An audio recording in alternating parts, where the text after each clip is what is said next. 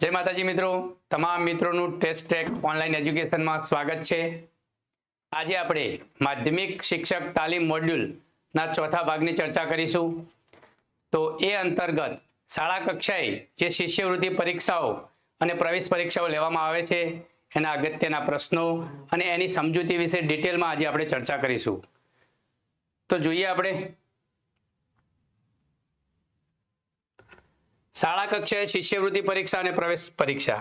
तो शाळा कक्षाए घणी बधी शिष्यवृत्ति माटेनी परीक्षाओं अने एंट्रन्स एक्जाम आवती होय छे।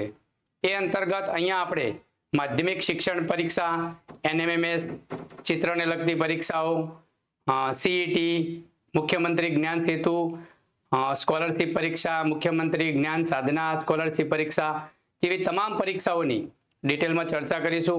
एने लगता प्रश्नों जोईशुं। तो आपणे शरूआत करीए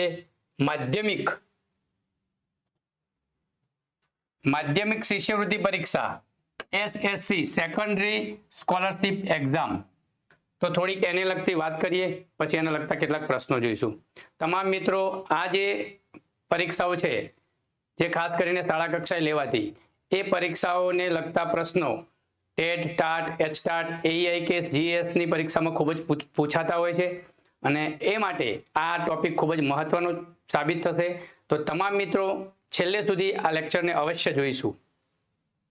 थोड़ो परिचय जोई लीए तो स्टेट एक्जामिनेशन बोर्ड गांधीनगर એટલે કે આપણી SEB द्वारा લેવામાં આવતી આ સ્કોલરશિપ પરીક્ષા ધોરણ 9 ના વિદ્યાર્થી આપી શકે છે।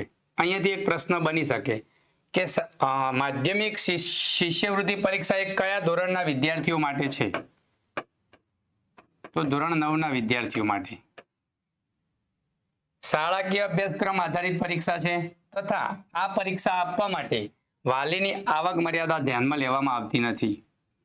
લાસ્ટ ટાઈમ એસસી ની પરીક્ષામાં આવા પ્રશ્નો પૂછાયા હતા અને એની અંદર જે વિધાનો હોય, કેમ કે વિધાનવાળા પ્રશ્નો હોય તો આ બાબત ધ્યાન રાખવી જોઈએ।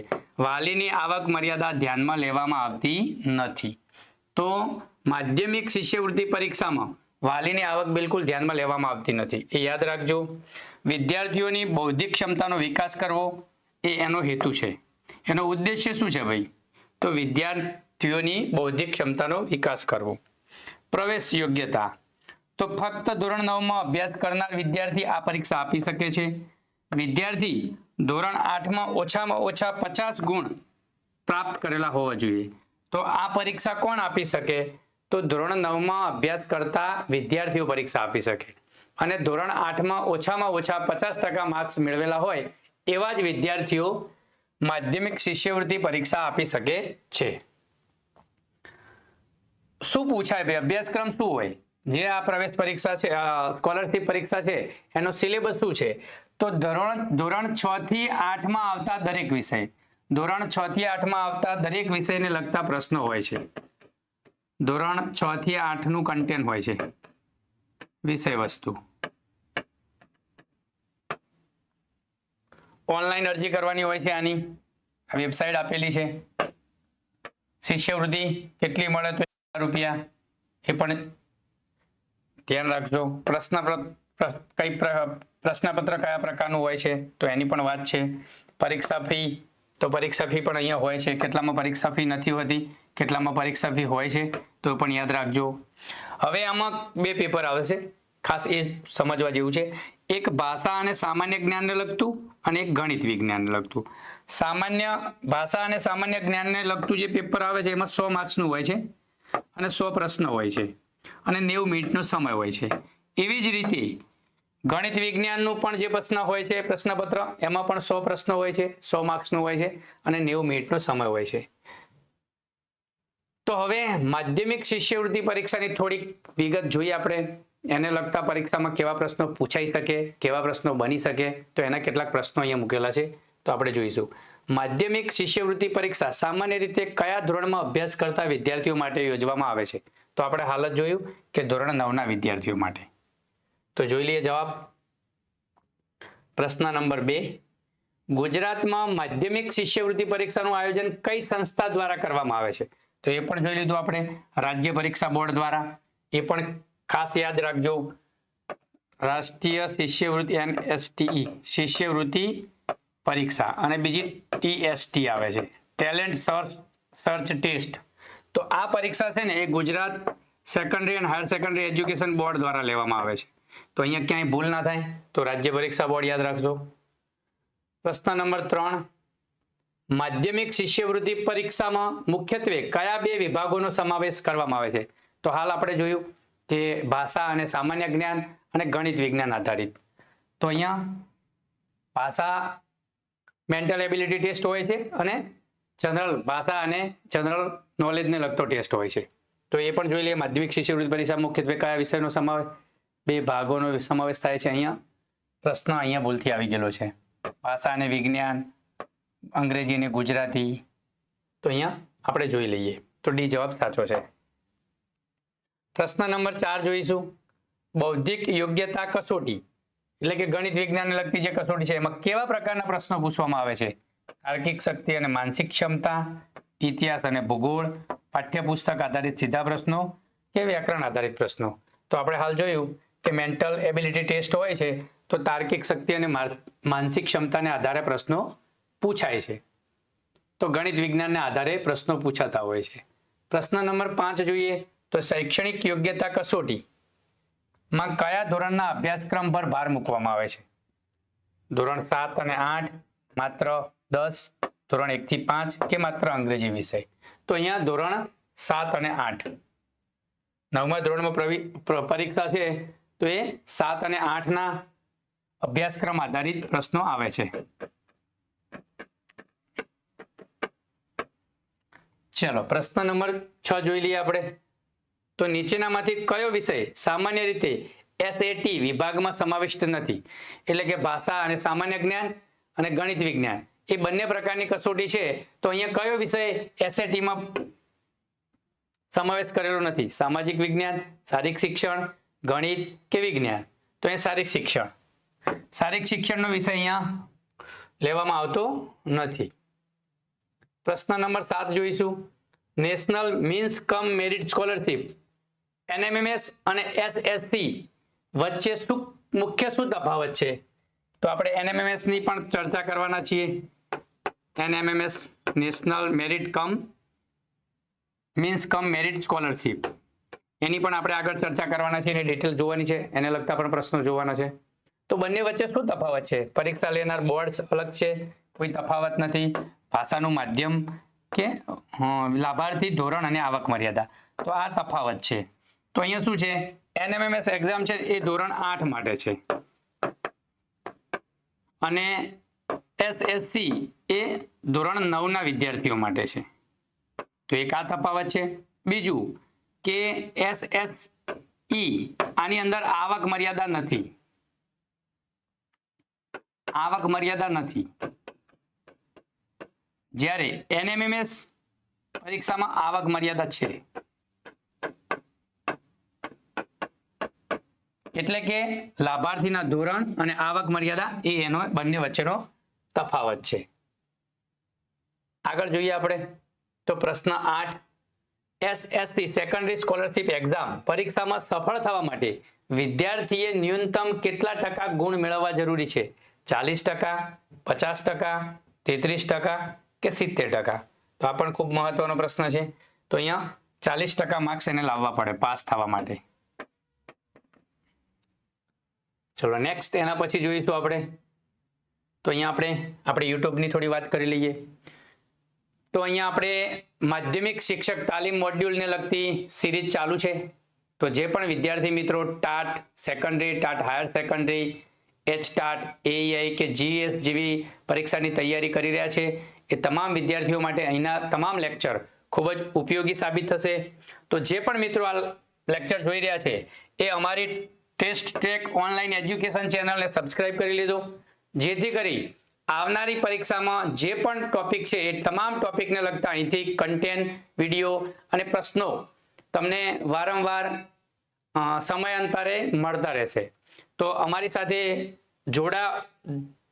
જોડાવા માટે તમે આ ચેનલને સબસ્ક્રાઇબ કરી લો, જેથી કરીને જ્યારે પણ લાઈવ લેક્ચર હોય કે રેકોર્ડ કરેલ લેક્ચર અપલોડ કરવામાં આવે તો તમને સમયાંતરે સમયસર તમને નોટિફિકેશન મળી રહે.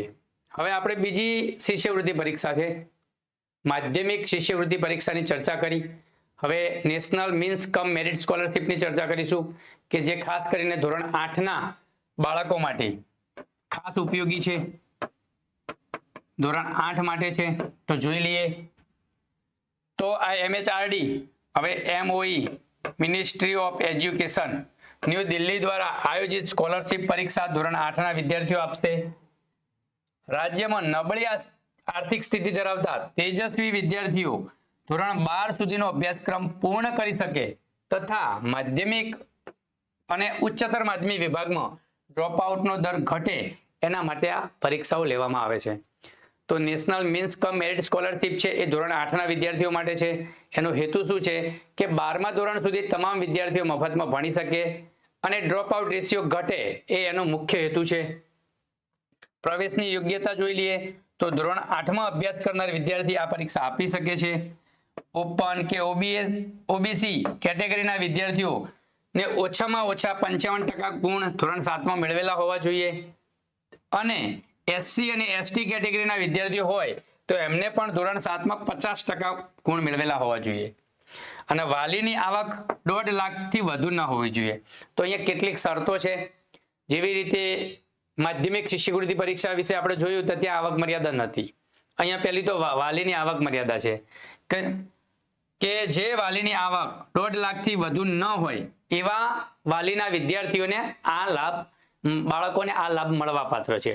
બીજું કે જે પણ છોકરાઓ પરીક્ષા આપવા માંગે છે તો જે ઓપન અને ઓબીસી કેટેગરીના હોય, એસસીબીસી કેટેગરીના હોય તો એમને ઓછામાં ઓછા ધોરણ 7માં 55% માર્ક્સ જોઈએ અને એસસી એસટી ના હોય તો 50% ગુણ હોવા જોઈએ. તો 50% અને 55% ગુણ ધરાવતા વિદ્યાર્થીઓ NMMS ની પરીક્ષામાં ફોર્મ ભરી શકે છે અને પરીક્ષા આપી શકે છે. શું લાભ થાય છે એને લગતા કેટલીક વિગત જોઈએ અને એને લગતા પ્રશ્નો જોઈએ. તો અભ્યાસક્રમમાં શું શું પૂછાય છે NMMSમાં? તો ધોરણ 7માંથી ગણિત, વિજ્ઞાન અને સામાજિક વિજ્ઞાન આ 3 વિષયના પાઠ્યપુસ્તક અને ધોરણ 8ના પ્રથમ સત્રના ગણિત, વિજ્ઞાન અને સામાજિક વિજ્ઞાનના પાઠ્યપુસ્તકનો અભ્યાસક્રમ. તો અહીંયા શું છે તો પહેલા તો વિષયો છે તો 3 વિષય છે.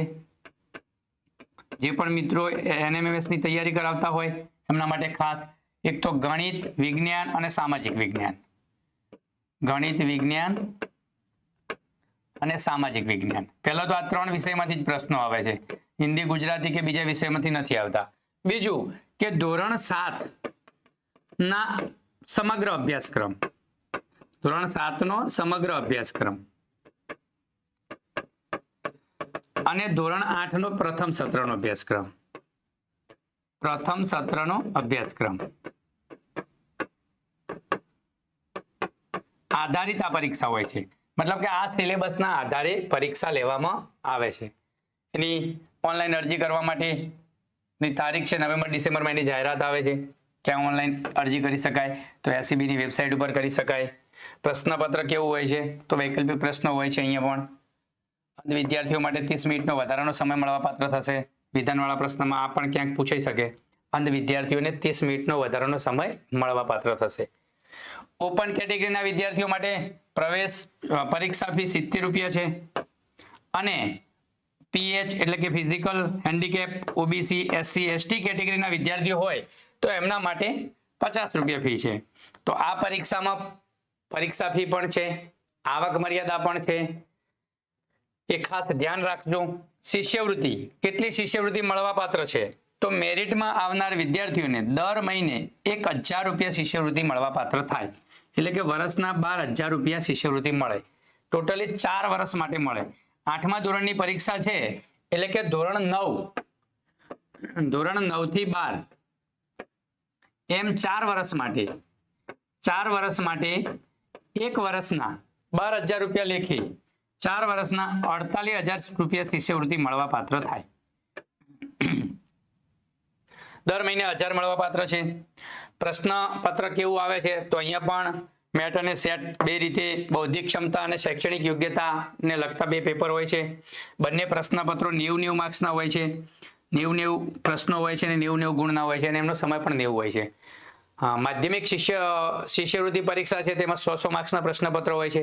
100 મિનિટનો સમય 90 મિનિટનો સમય હોય છે અને 100 પ્રશ્નો અને 100 ગુણ હોય છે.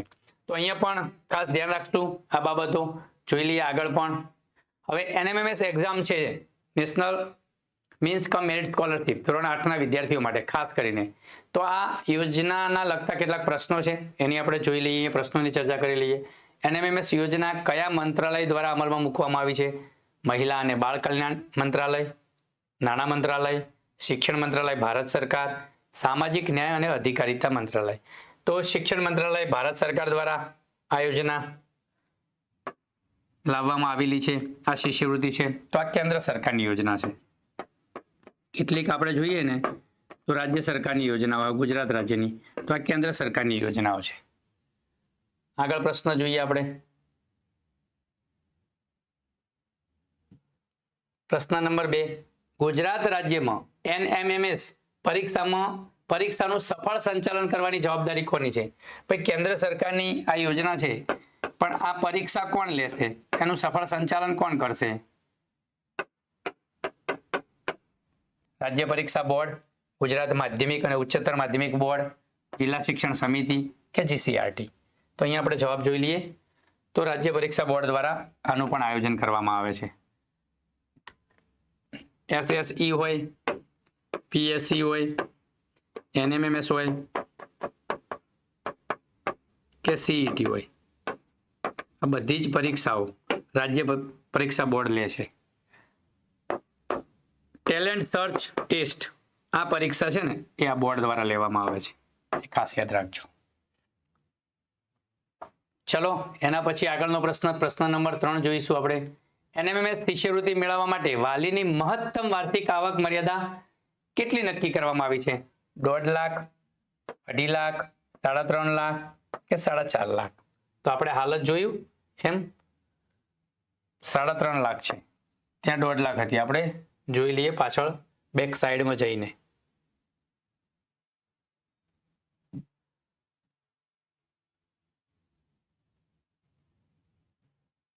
આવક મર્યાદાની પ્રશ્નમાં ક્યાંય ભૂલ ના થાય તમને તો અહીંયા જોઈ લઈએ આપણે. NMMS નું આવક મર્યાદા દર્શાવેલી છે તો કેટલી છે?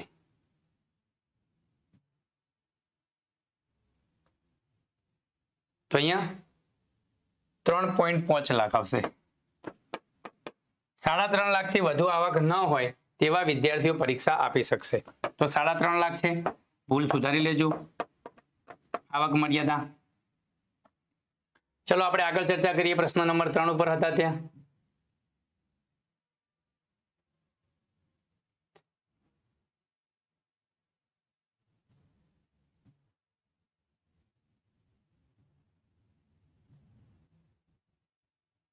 તો અહીંયા આવશે 3.5 લાખ રૂપિયા. ચલો એના પછી પ્રશ્ન નંબર 4 જોઈશું.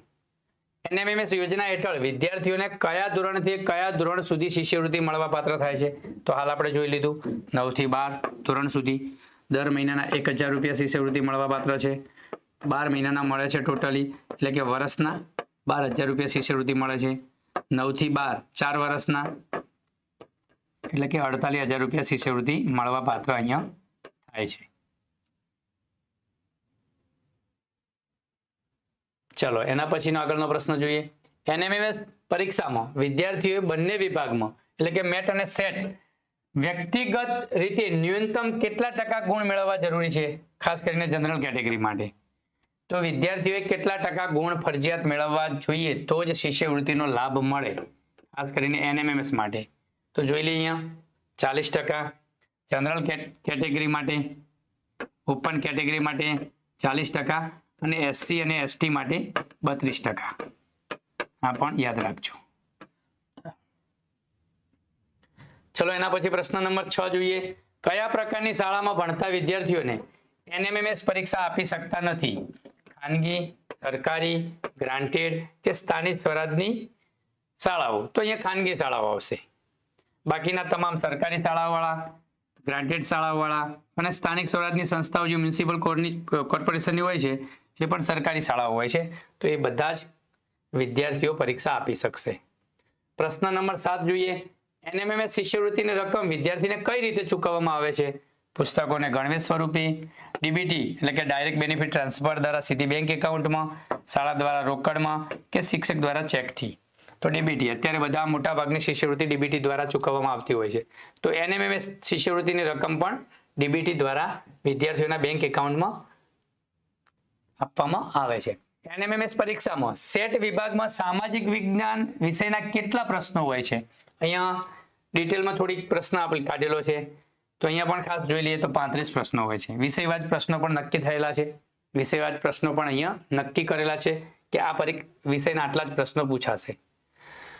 તો અહીંયા વાત કરીએ આપણે એનએમએમએસ શિષ્યવૃત્તિ પરીક્ષાની નેશનલ મીન્સ કમ મેરિટ સ્કોલરશિપ, ખાસ કરીને ધોરણ 8ના તેજસ્વી વિદ્યાર્થીઓ માટે કે જેમને 9 અને 10માં 9 થી 12 ધોરણમાં એમને શિષ્યવૃત્તિનો લાભ મળવાપાત્ર છે. આપણે ટેસ્ટ ટ્રેક ઓનલાઈન એજ્યુકેશન જે આપણી યુટ્યુબ ચેનલ છે એ આપણે પછી ચાલુ કરી. એના પહેલા આપણે એક ટેસ્ટ માટેની સરસ એપ્લિકેશન બનાવી હતી અને એ એપ્લિકેશનમાં વિદ્યાર્થીઓના સારા પ્રતિભાવ મળતા આપણે યુટ્યુબ ચેનલ ઉપર ચાલુ કર્યું ભણાવવાનું. તો જોઈ લઈએ આ એપ્લિકેશન છે આપણી, આના ઘણા બધા ફીચર મોટું જોઈ લઈએ. તો અહીંયા તમામ પરીક્ષાઓ, સ્પર્ધાત્મક પરીક્ષાઓને લગતા mock test, subject wise test, topic wise test આપેલા છે. જીસીઆરટી એનસીઆરટીને લગતા પ્રશ્નો પૂછાય છે. તો એનસીઆરટી જીસીઆરટીના બુક્સના પાઠ વાઇઝ પણ ટેસ્ટ બનાવેલા છે. અહીં એક નમૂનો આપેલો છે કે સબ્જેક્ટ ટેસ્ટમાં જોઈએ તો તમે ગુજરાતની ભૂગોળ અને જિલ્લાઓ જુઓ તો એને લગતા તમામ ટેસ્ટ અહીંયા મૂકેલા છે. બિલકુલ ફ્રી ટેસ્ટ છે. અહીંયા તમારે કોઈ કોસ્ટ ચૂકવવાની નથી.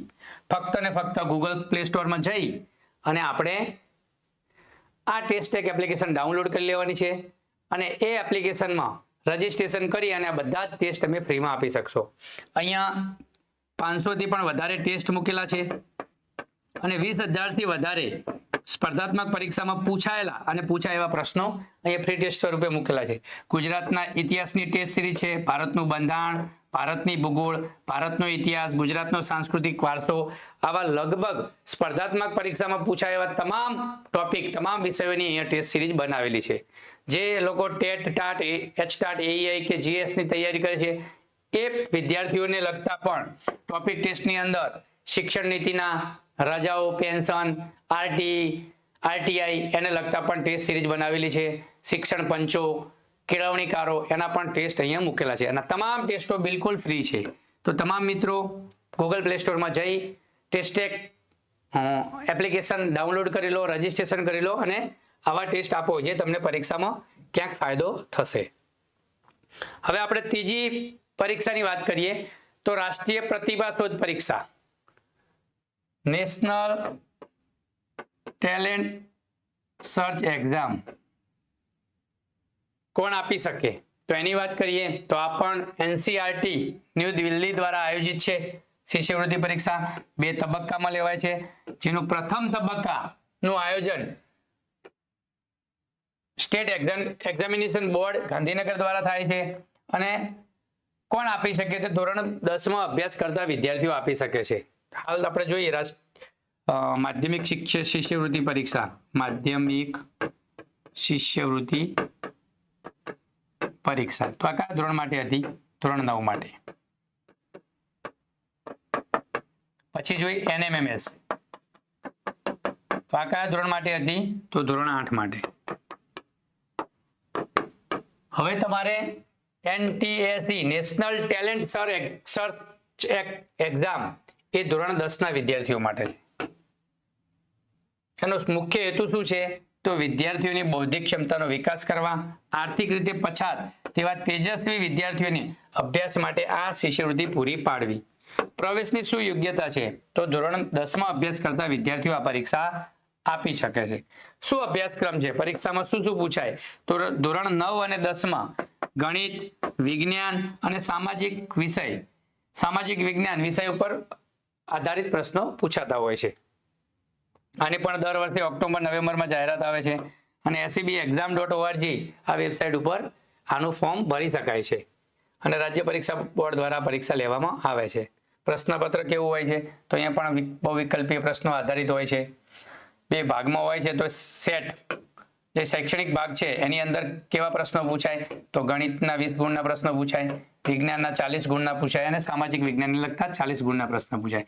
તો આવી રીતે 100 માર્ક્સનું પેપર હોય છે પહેલું એક. ગણિતના 20 પ્રશ્નો, એટલે કે 20 માર્ક્સનું ગણિતનું, વિજ્ઞાનનું 40 માર્ક્સનું અને સામાજિક વિજ્ઞાનનું 40 માર્ક્સનું. એવી રીતે 100 માર્ક્સનું પ્રશ્નપત્ર હોય છે. દિવ્યાંગ વિદ્યાર્થીઓ માટે પરીક્ષામાં 30 મિનિટ વધારે સમય આપવામાં આવે છે. અહીંયા પણ જેમ માધ્યમિક શિષ્યવૃત્તિ પરીક્ષા છે એમાં પણ ખાસ કરીને એનએમએમએસની એક્ઝામમાં પણ જે અપંગ વિદ્યાર્થીઓ, દિવ્યાંગ વિદ્યાર્થીઓ છે એમના માટે 30 મિનિટ વધારે સમય આપવામાં આવે છે. શિષ્યવૃત્તિ કઈ રીતે મળે છે? તો પ્રથમ તબક્કામાં મેરિટ મુજબ રાજ્યના નિયત કોટા પ્રમાણે, પછી બીજા તબક્કાની પરીક્ષા જો પહેલી સ્ટેટ એક્ઝામિનેશન બોર્ડ દ્વારા પહેલી પરીક્ષા લેવામાં આવે છે. આ પરીક્ષા પાસ થઈથી બીજી પરીક્ષા એનસીઆરટી ન્યૂ દિલ્હી દ્વારા લેવામાં આવે છે અને તેના આધારે શિષ્યવૃત્તિ મળવા પાત્ર થાય છે. ધોરણ 11 અને 12માં શિષ્યવૃત્તિ કેટલી મળે ભાઈ? National talent search exam pass કરીએ, મેરિટમાં આવે તો સ્કોલરશિપ કેટલી મળે? તો ધોરણ 11 અને 12માં 1250 રૂપિયા મહિનાના પર મંથ.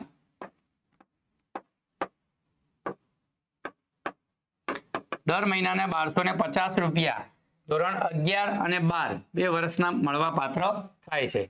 પછી અંડર ગ્રેજ્યુએટ, પોસ્ટ ગ્રેજ્યુએટ અભ્યાસ માટે માસિક 2000 રૂપિયા લેખે મળે છે. એટલે કે આ શિષ્યવૃત્તિ જે national talent search exam pass કરે ધોરણ 10માં, એના પછી એને 11માં અને 12માં દર મહિને 1250 રૂપિયા શિષ્યવૃત્તિ મળવા પાત્ર થાય છે.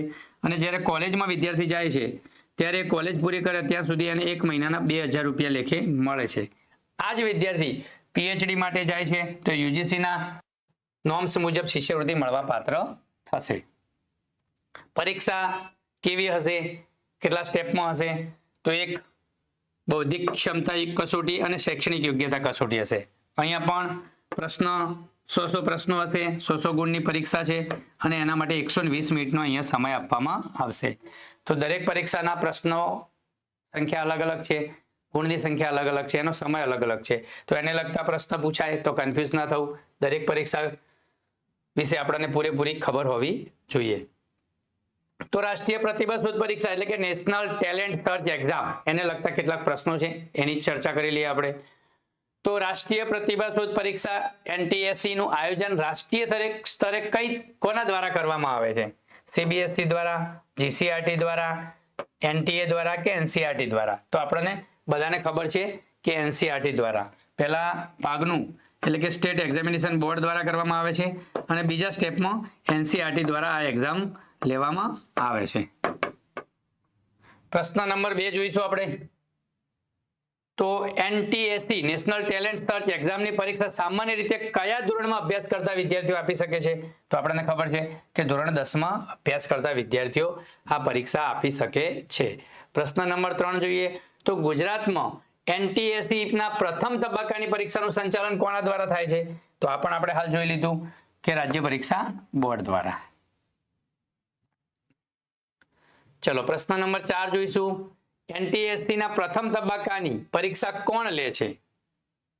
એનસીઆરટી, સંબંધિત રાજ્યની સરકાર, યુનેસ્કો કે કેન્દ્ર સરકાર? તો સંબંધિત રાજ્યની સરકાર પ્રથમ તબક્કાની. આપણા ગુજરાતમાં કોણ લે છે? State examination board. અલગ અલગ રાજ્યોમાં જે તે રાજ્યની જે તે એજન્સીઓ નક્કી કર્યું એ એક્ઝામ લેતી હોય છે. પ્રશ્ન નંબર 5. એનટીએસસી પરીક્ષામાં સેટ વિભાગમાં કયા વિષયનો સમાવેશ થાય છે? માત્ર અંગ્રેજી અને હિન્દી, સામાન્ય જ્ઞાન, રમતગમત, ગણિત, વિજ્ઞાન અને સામાજિક વિજ્ઞાન કે માત્ર કોમ્પ્યુટર અને ટેકનોલોજી? તો અહીંયા ગણિત, વિજ્ઞાન અને સામાજિક વિજ્ઞાનને લગતા પ્રશ્નો હોય છે.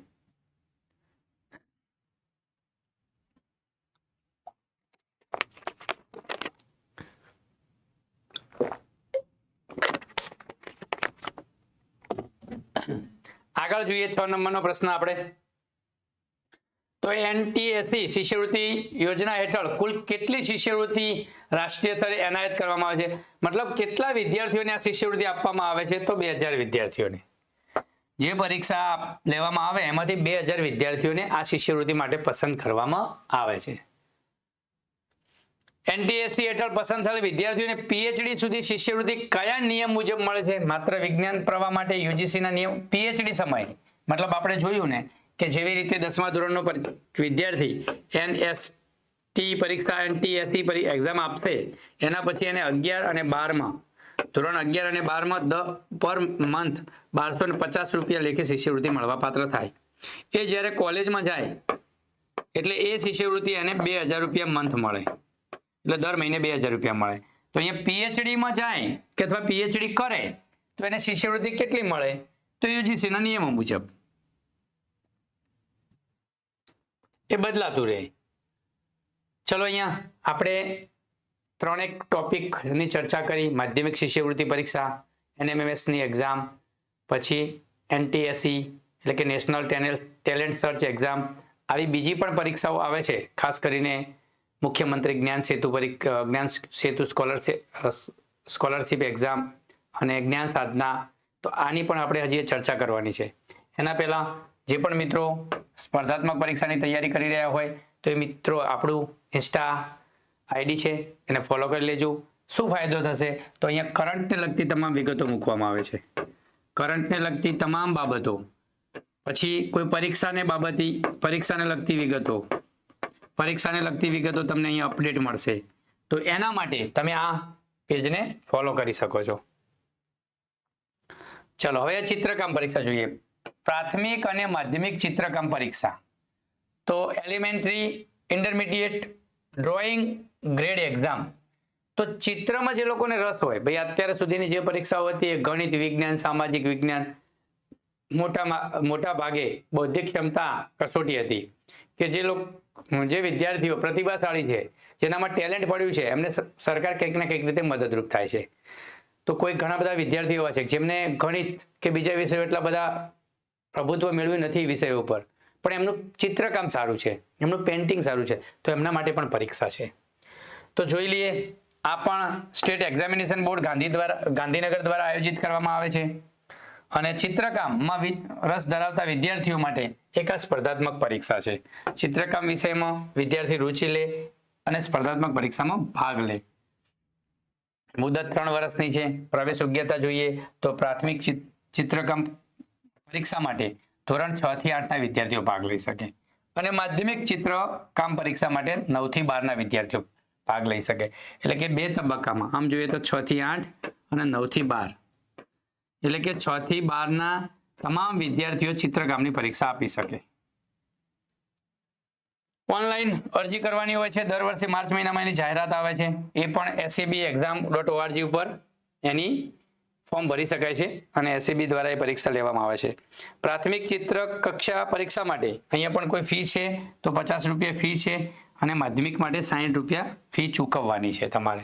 તો એ પણ પ્રશ્નમાં ક્યાંક વિધાન સ્વરૂપે આવે તો ધ્યાન રાખશો. કેવા વિષયો આવે છે? માધ્યમિક ચિત્રકામ પરીક્ષા બંને એકનું એક પેપર આવી ગયું છે, કટિંગ આવી ગયું છે. તો અહીંયા પ્રાથમિકનું લેવાનું હતું. પ્રાથમિકમાં 3 વિષયો છે, ભાત, ચિત્રણ એવા, અને આ માધ્યમિકનું છે. તો માધ્યમિક ચિત્રકામ પરીક્ષા 4 સબ્જેક્ટમાં હોય છે. પ્રથમ છે માનવ સર્જિત પદાર્થ, બીજું ભાત ચિત્ર, ત્રીજું ચિત્ર સંયોજન અને ચોથું અક્ષર લેખન. પ્રાથમિક શિક્ષકમાં 3 વિભાગમાં હોય છે, એમાં પણ પરીક્ષા, એના 3 પેપર હોય છે. એના વિષયો પણ ખાસ જોઈ લેજો. અહીંયા પીપીટીના 2 સેમ પાઠ મુકાઈ ગયા છે. હવે એને લગતા કેટલાક પ્રશ્નો જોઈ લઈએ કે ગુજરાતમાં પ્રાથમિક અને માધ્યમિક ચિત્રકામ પરીક્ષાનું આયોજન કઈ સંસ્થા દ્વારા કરવામાં આવે છે? તો રાજ્ય પરીક્ષા બોર્ડ દ્વારા.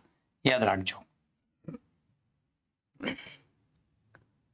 એલિમેન્ટરી ચિત્રકામ પરીક્ષા સામાન્ય રીતે કયા ધોરણના વિદ્યાર્થીઓ આપી શકે છે? 5 થી 7, 7 થી ઉપરના, માત્ર 12 કે માત્ર કોલેજના? તો અહીંયા 6 થી 8, 7 થી ઉપરના, ધોરણ 6 થી 8 ના વિદ્યાર્થીઓ, ધોરણ 6 થી 8 ના વિદ્યાર્થીઓ આ પરીક્ષા આપી શકે અને 9 થી 12 ના ઇન્ટરમીડિયેટ. ચલો, ઇન્ટરમીડિયેટ ચિત્રકામ પરીક્ષા પાસ કરનાર ઉમેદવારને કયા અભ્યાસક્રમમાં પ્રવેશ મેળવતી વખતે પ્રાધાન્ય અથવા વધારાના ગુણનો લાભ મળે છે? MBBSમાં, એન્જિનિયરિંગમાં, ફાઇન આર્ટ્સ અને આર્કિટેક્ચરના કોર્સમાં કે બીકોમમાં? તો સ્વાભાવિક છે ફાઇન આર્ટ્સ. જે લોકો ફાઇન આર્ટ્સ કરવું હોય, જે લોકો આર્કિટેક્ચર બનવું હોય કે જે લોકો ફેશન ડિઝાઇનર બનતા હોય છે, એમના જે કોર્સીસ આવે એની અંદર આ પરીક્ષાના માર્ક્સના કારણે એમને પ્રાધાન્ય અથવા વધારાના ગુણ મળતા હોય છે. ચલો પ્રશ્ન નંબર 4 જોઈ લઈએ. ચિત્રકામ પરીક્ષામાં પદાર્થ ચિત્ર માં મુખ્યત્વે શેનું ધ્યાન રાખવામાં આવે છે? આ પદાર્થ ચિત્ર છે ને એ ધોરણ પ્રાથમિકમાં આવે 6 થી 8 માં. 6 થી 8 ના જે 3 વિષયો હતા ને 3 પેપર એની અંદર પદાર્થ ચિત્ર આવે. તો માત્ર રંગોનું પ્રમાણ માપ અને પ્રકાશ છાયા, ચિત્રની લંબાઈ, કાગળની ગુણવત્તા. તો અહીંયા શું હોય છે? પ્રમાણ માપ અને ખાસ કરીને પ્રકાશ છાયા મતલબ પેન્સિલ વર્ક જેવું હોય છે.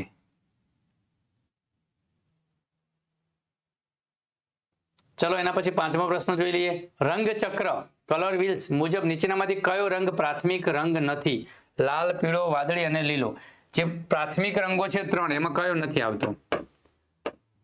પ્રાથમિક રંગો એમાં કયો રંગ નથી આવતો? તો અહીંયા લીલો નથી આવતો, લાલ, પીળો અને વાદળી આવે છે. યાદ રાખજો, લાલ, પીળો અને વાદળી. આ પ્રશ્ન પણ પરીક્ષામાં પૂછાયેલો છે. પ્રશ્ન નંબર 6. એલિમેન્ટરી પરીક્ષામાં કુલ કેટલા પેપરની પરીક્ષા લેવામાં આવે છે? તો અહીંયા હાલ તમને કીધું કે 4 વિષયની.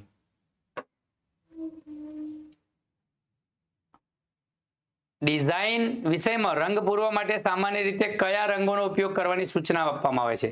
પેન્સિલ કલર, વોટર કલર અથવા પોસ્ટર કલર, સ્કેચ પેન કે વેક્સ ક્રેયોન્સ. તો અહીંયા કયા કલરો?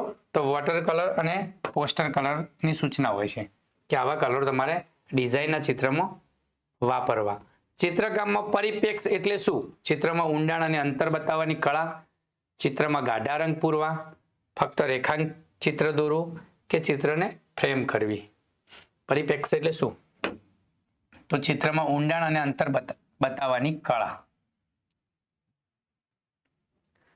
તો અહીંયા વાત કરીએ આપણે ચિત્રકામ પ્રાથમિક અને માધ્યમિક શિષ્યવૃત્તિ ચિત્રકામ શિષ્યવૃત્તિ પરીક્ષા. તો જે લોકો ચિત્રમાં કંઈક સારું દોરી શકે છે, કંઈક સારું કરી શકે છે, તો એમના માટે પણ આ પરીક્ષાઓ છે અને એમને પણ શિષ્યવૃત્તિનો લાભ મળતા હોય છે. આપણે ટેલિગ્રામ ચેનલ છે, ખાસ કરીને તમે પણ જેના માધ્યમથી આ વિડીયો જોઈ રહ્યા છો તો ક્યાંક ને ક્યાંક તમને ટેલિગ્રામ કે વોટ્સઅપ ગ્રુપ દ્વારા લિંક મળી છે. તો ટેલિગ્રામ ચેનલ છે આપણી. 1600 થી વધારે વિદ્યાર્થી મિત્રો ત્યાં તૈયારી કરી રહ્યા છે. તો આપ પણ તૈયારી કરવા માંગો છો, કોઈ પરીક્ષાની તૈયારી કરવી છે, તો તમારે ડેલી તમને કરંટને લગતું ડેલી તમને કંઈક ના કંઈક અપડેટ મળી રહે એના માટે આપણે આ સોશિયલ મીડિયાનો ઉપયોગ કરીએ છીએ. તો એમાં ટેલિગ્રામમાં પણ જોડાઈ જજો. testtrack.in કરીને આપણી ટેલિગ્રામ ચેનલ છે, એની અંદર આ લિંક બધી મૂકવામાં આવે છે. ચલો, આ મહત્વની આ પરીક્ષામાં કઈ વખતની પરીક્ષાઓમાં ખાસ કરીને આની અંદરથી 1-2 પ્રશ્નો દરેક પરીક્ષામાં આવ્યા છે. જ્યારે સીઈટીની એક્ઝામ 23-24 થી લેવાનું સ્ટાર્ટ થયું એના પછી શિક્ષણ વિભાગની જેટલી પણ પરીક્ષાઓ લેવાઈ છે એ તમામ પરીક્ષાઓમાં સીઈટી જ્ઞાન સાધનાના પ્રશ્નો ક્યાંક ને ક્યાંક આવ્યા જ છે. તો ડિટેલમાં જોઈ લઈએ. CET common entrance test. આ પરીક્ષા કોણ આપી શકે? કયા ધોરણના વિદ્યાર્થીઓ આપી શકે? આ પરીક્ષા આપવાથી મેરિટમાં આવવાથી કયા વિદ્યાર્થીઓને ફાયદો થાય? કઈ કઈ સ્કૂલમાં ફ્રી એડમિશન મળે? કેટલી શિષ્યવૃત્તિ મળે? એ તમામ વિગતો જોઈશું. પહેલું તો સીઈટીની એક્ઝામ છે ને એ 5મા ધોરણનો વિદ્યાર્થી આપી શકે. ધોરણ 5માં અભ્યાસ કરતો અને આ વિદ્યાર્થી સીઈટીની પરીક્ષા આપે એટલે એના આધારે એને જે સ્કૂલો છે, જ્ઞાન શક્તિ residency school, Gyan Shakti tribal residency school, model school કે રક્ષા શક્તિ સ્કૂલ, એને બિલકુલ એમાં ફ્રી એડમિશન મળે છે. અને એને ત્યાં એડમિશન ના લે અને સરકારી અથવા ગ્રાન્ટેડ સ્કૂલમાં પણ એ ભણવાનું ચાલુ રાખે ને તો પણ એને શિષ્યવૃત્તિનો લાભ મળે છે. તો પહેલું તો જોઈ લઈએ સીઈટી વિશે કે અને કેટલા વિદ્યાર્થીઓ અહીંયા લાભ લઈ શકે, કયા વિદ્યાર્થીઓ લઈ શકે. તો વર્ષ 2023-24 થી આ યોજના શરૂ થઈ. તો પહેલો આ પ્રશ્ન પૂછાઈ શકે અહીંથી, તો યાદ રાખવા જેવું છે.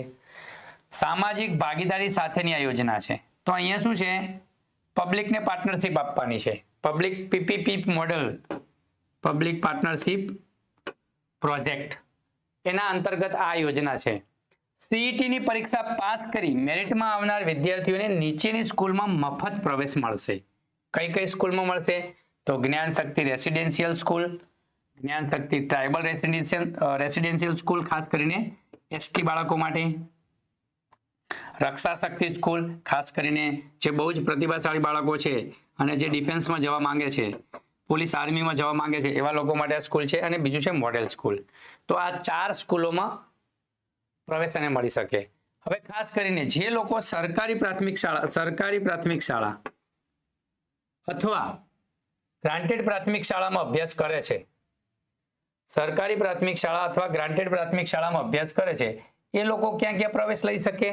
અને ખાનગી પ્રાથમિક શાળામાં અભ્યાસ કરે છે અને સીઈટી ની પરીક્ષા આપીને મેરિટમાં આવે છે, એ ક્યાં ક્યાં પ્રવેશ લઈ શકે? તો પહેલા તો સરકારી અથવા ગ્રાન્ટેડ અથવા ખાનગી શાળામાં પણ આરટીઈ અંતર્ગત, ખાનગી શાળામાં આરટીઈ અંતર્ગત જેને પ્રવેશ લીધો છે, આરટીઈ અંતર્ગત જેને પ્રવેશ લીધો છે, આ વિદ્યાર્થીઓ પરીક્ષા આપી મેરિટમાં આવે ને બધી જ સ્કૂલમાં એમને પ્રવેશ મળવા પાત્ર થાય છે. એમની ચોઇસ ફિલિંગ હોય છે, એ વખતે સ્કૂલો પસંદ કરવાની હોય છે. પણ ખાનગી શાળાના બાળકો, જે ખાનગી શાળાના બાળકો છે ને, એ ફક્ત ને ફક્ત રક્ષા શક્તિ સ્કૂલ અને મોડેલ સ્કૂલ, આ બે જ સ્કૂલમાં એમને પ્રવેશ મળે છે. આ સ્કૂલમાં એમને પ્રવેશ મળતો નથી. તો એની પણ થોડીક ચર્ચા કરીશું. ખાસ કરીને પરીક્ષા જે સીઈટી ની આવે છે, કેટલા ગુણની પરીક્ષા આવે છે, કેવા પ્રશ્નો પૂછાય છે. તો સીઈટી ની પરીક્ષા 120 ગુણની પરીક્ષા હશે. એની અંદર 120 પ્રશ્નો હશે અને 150 મિનિટનો સમય હશે. અહીંથી પણ પ્રશ્ન બનેલો છે. કયા વિષયના કેટલા પ્રશ્નો હશે? તો ગણિતના 30 પ્રશ્નો હશે, રીઝનિંગના 30 પ્રશ્નો હશે, ગુજરાતીના 20, પર્યાવરણના 20 અને અંગ્રેજી અને હિન્દીના 20 પ્રશ્નો. ટોટલી આવી રીતે 120 પ્રશ્નોની આ એક્ઝામ હશે. એટલે કે સમગ્ર અભ્યાસક્રમને આધારે આ પરીક્ષા લેવામાં આવે છે. પણ અહીંયા ગણિત અને રીઝનિંગનો ગુણભાર થોડો વધારે છે. 50% ગુણભાર ગણિત અને રીઝનિંગને લગતો છે. 61 માર્ક્સના પ્રશ્નો ગણિત અને રીઝનિંગને લગતા આવે છે. બાકીના 60 માર્ક્સના પ્રશ્નો છે એ ગુજરાતી, પર્યાવરણ અને અંગ્રેજી અને હિન્દીને લગતા પ્રશ્નો આવે છે. સરકારી કે અનુદાનિત શાળામાં ધોરણ 1 થી 5 નો અભ્યાસ કરેલો હોય તો જ જ્ઞાન શક્તિ રેસિડેન્શિયલ સ્કૂલ અને જ્ઞાન શક્તિ ટ્રાઇબલ રેસિડેન્શિયલ સ્કૂલમાં પ્રવેશ મળશે. હાલ જ આપણે ચર્ચા કરી.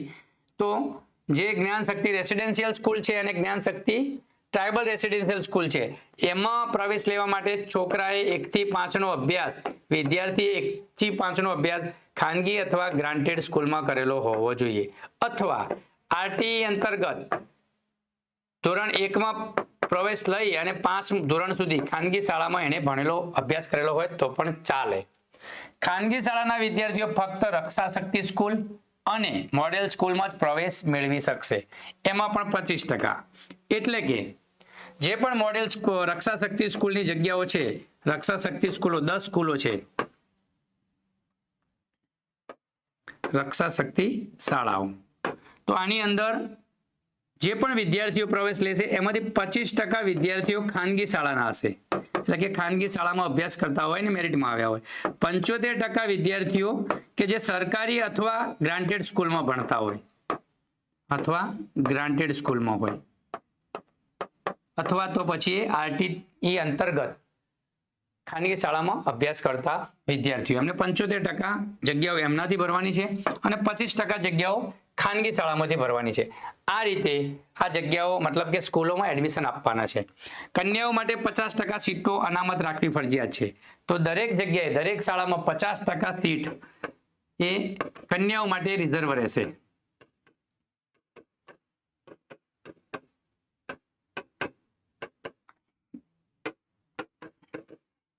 અને આ પરીક્ષાને અંતે 30,000 થી વધારે 30,000 વિદ્યાર્થીઓને લાભ આપવાનો છે. ગુજરાતના 30,000 વિદ્યાર્થીઓને આ લાભ આપવાનો છે. 30,000 વિદ્યાર્થીઓને મેરિટ લિસ્ટ બહાર જાહેર કરવાનું છે. એના અંતર્ગત આ તમામ સ્કૂલોમાં એડમિશન લેશે. ચોઇસ ફિલિંગના આધારે, મેરિટના આધારે જે તે સ્કૂલોમાં એમને પ્રવેશ મળશે.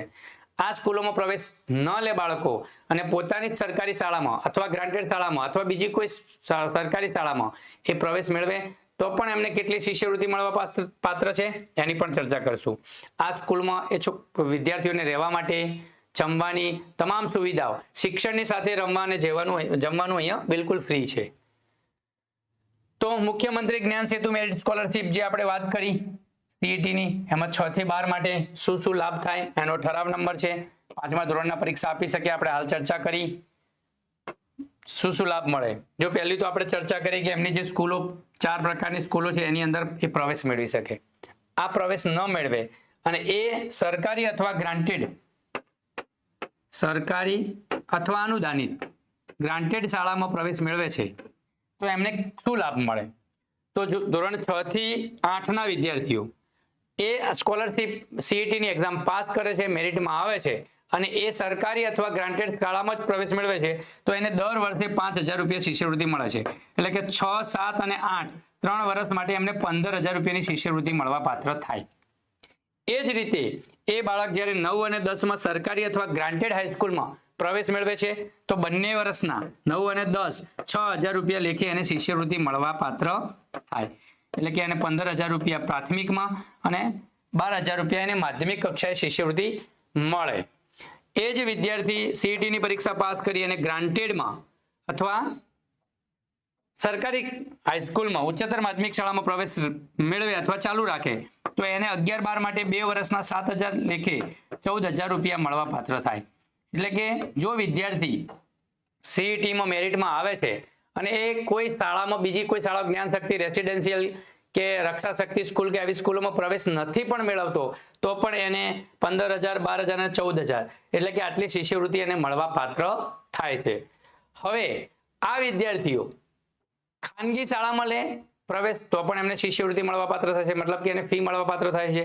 અથવા જે શાળાઓમાં ખાનગી શાળાઓ મતલબ સરકારી કે ગ્રાન્ટેડ શાળાઓમાં પ્રવેશ બાળક ક્યારે જ રહેશે કે એ શાળા કંઈક સારું કામ કરી રહી છે તો એ શાળાને પણ પ્રોત્સાહન રૂપે ગ્રાન્ટ મળે છે. તો કેટલી ગ્રાન્ટ મળે છે? તો સીઈટીની પરીક્ષા પાસ કરી મેરિટમાં આવનાર વિદ્યાર્થી જે તે સરકારી અથવા ગ્રાન્ટેડ શાળામાં પ્રવેશ મેળવે છે તો એ વિદ્યાર્થી દીઠ એ શાળાને 6 થી 8 માટે 2,000 રૂપિયા, 9-10 માટે 3,000 રૂપિયા અને 11-12 માટે એક વિદ્યાર્થી દીઠ 4,000 રૂપિયા આવી રીતે એને ગ્રાન્ટ મળવા પાત્ર થાય છે. એટલે કે જે તે શાળામાં જે તે સરકારી અથવા ગ્રાન્ટેડ શાળામાં આવા વિદ્યાર્થીઓ પ્રવેશ મેળવે છે તો એ શાળાને પણ ગ્રાન્ટ મળે છે. આગળ જોઈએ. હવે આ વિદ્યાર્થીઓ જે સીઈટીની એક્ઝામ પાસ કરી મેરિટમાં આવેલા છે અને એ વિદ્યાર્થીઓ ખાનગી સ્કૂલમાં પ્રવેશ મેળવે છે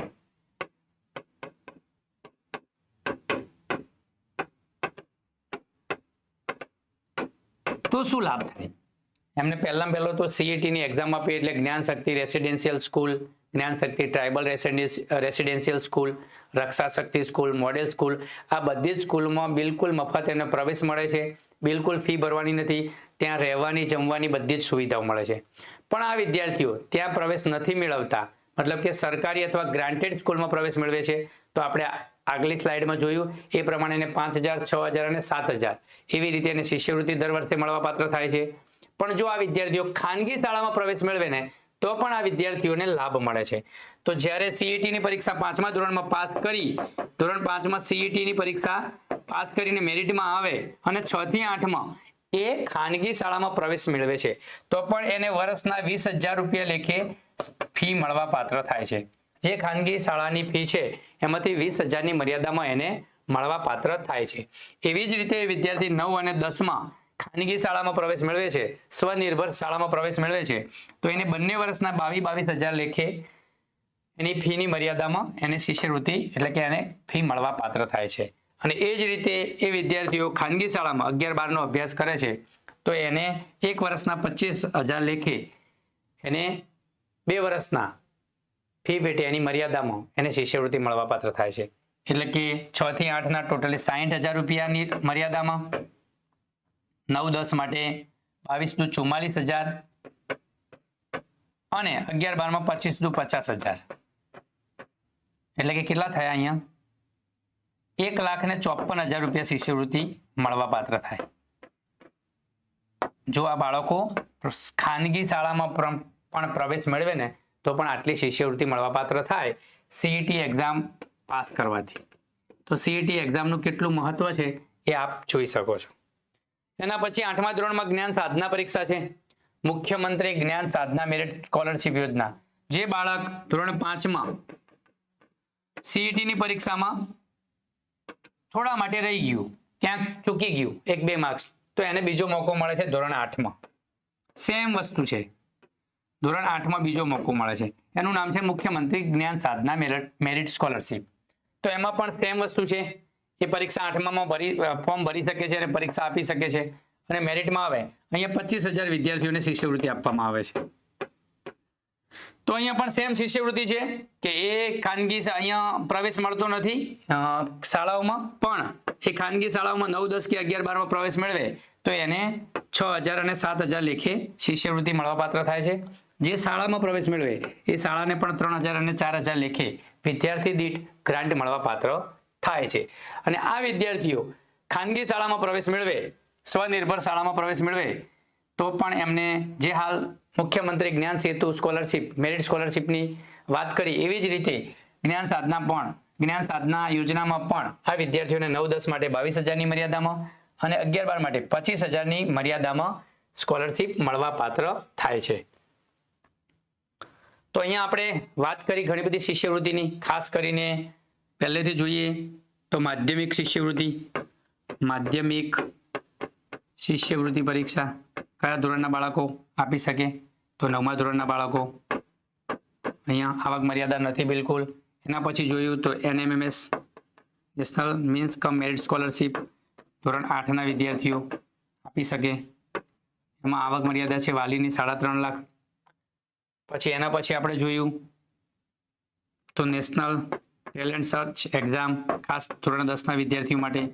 તો 10ના વિદ્યાર્થી અહીંયા પરીક્ષા આપી શકે અને એને 1250 લેખે 11, 12માં, પછી 2,000 લેખે કોલેજમાં અને PhD માટે UGCના નોર્મ્સ મુજબ આ રીતે એને શિષ્યવૃત્તિ મંથલી મળવાપાત્ર થાય. એના પછી આપણે ચિત્રકામ પરીક્ષા જોઈ.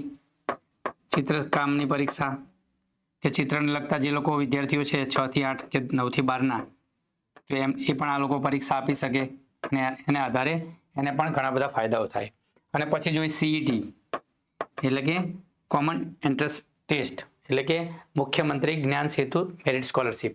અને એના પછી આપણે છેલ્લે વાત કરી જ્ઞાન સેતુ અને જ્ઞાન સાધના. તો આ તમામ સ્કોલરશિપ અને એન્ટ્રન્સ એક્ઝામ ને લગતા પ્રશ્નો પરીક્ષામાં વારંવાર પૂછાતા હોય છે. આવા પ્રશ્નો આવતા હોય છે અને એને લગતા આપણે કેટલાક પ્રશ્નોની ચર્ચા કરી.